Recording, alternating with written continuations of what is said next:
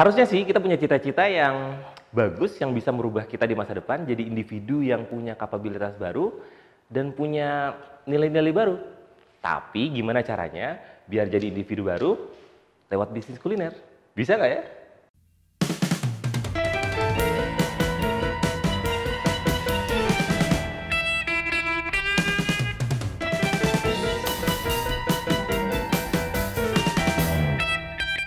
Halo, saya Dwi Purnomo dari The Local Enablers.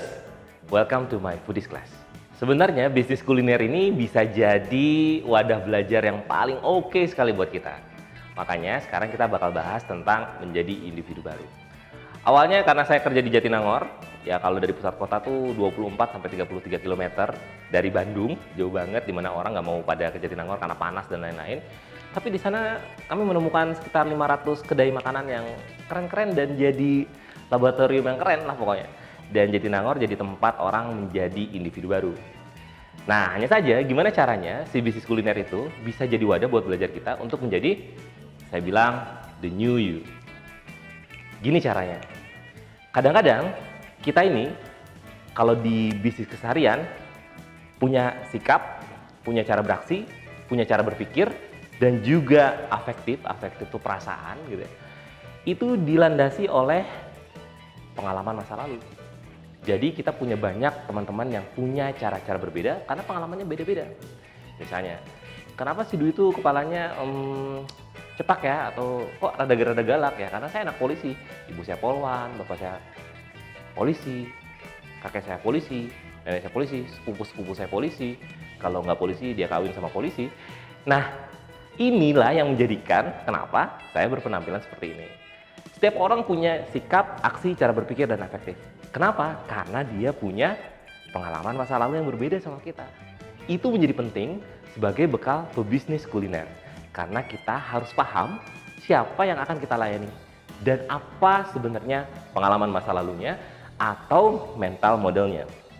Mental model itu adalah cara dia bersikap sekarang, cara dia berpikir sekarang, dilandasi oleh pengalaman masa lalunya yang nggak pernah kita tahu sebenarnya, yang harus kita gali. Nah sekarang, karena temanya menjadi individu baru, udah ngeh belum? Kalau kita seperti ini, saat ini punya sifat kayak ini, karena pengalaman masa lalu. Udah ngeh belum? Kalau teman kita, cara berpikirnya beda, karena pengalamannya beda sama kita. Nah sekarang, kita pengen jadi individu baru nih. Kamu pengen kayak siapa? Coba sebutin namanya. Cari orangnya. Atau kamu pengen ngembangin siapa? Saya punya pengalaman. Kemarin, saya diajak untuk bikin usaha madu nih. Yang hubungannya sama lebah. Seumur hidup saya paling takut sama lebah. Karena dididik untuk takut. Maka dibilang kalau ada lebah, pahit gitu kan. Nah, itu nggak kayak gitu. Tapi sekarang begitu kita dikenalin lebah dan pengen bikin usaha berbasis madu, kemudian saya pengen kayak siapa ya? Anggap saja kita bikin madu dulu. Begitu kita dikenalin sama madu, maka itu namanya hukum ketertarikan. Ternyata di kamar mandi saya, keluarga saya beli samponya sampo madu. Minumnya teh madu. Ternyata di halaman ada sarang lebah.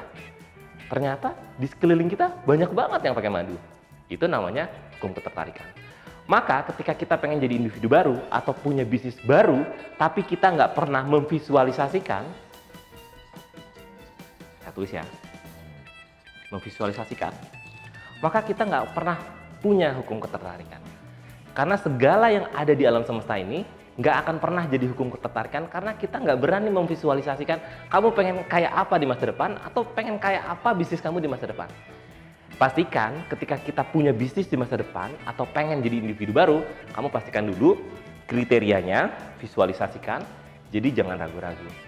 Karena itu akan memotong setengah energi kita agar kita nggak berantakan. Karena alam semesta akan menarik hukum ketertarikan itu sama kita. Sayangnya, kita jarang banget belajar memvisualisasikan kita pengen jadi apa melalui bisnis kuliner apa. Udah ya, jadi kita udah dapet ini dulu nih. The new you-nya kayak apa, di tahun keberapa. Misalnya tahun ke-10, tahun ke-15, atau 20 tahun lagi. Maka itu akan membantu hukum ketertarikan.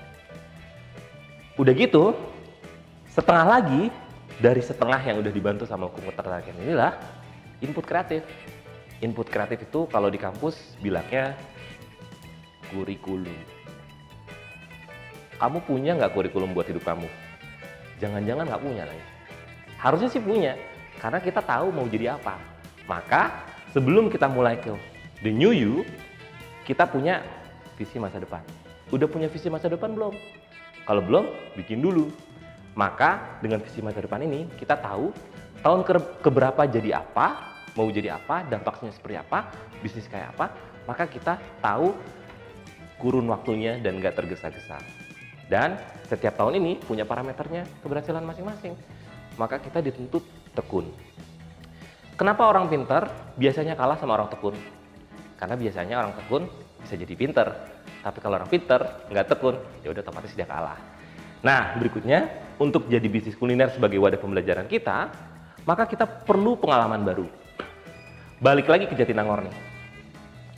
Di Jatinangor itu ada 500 kantin.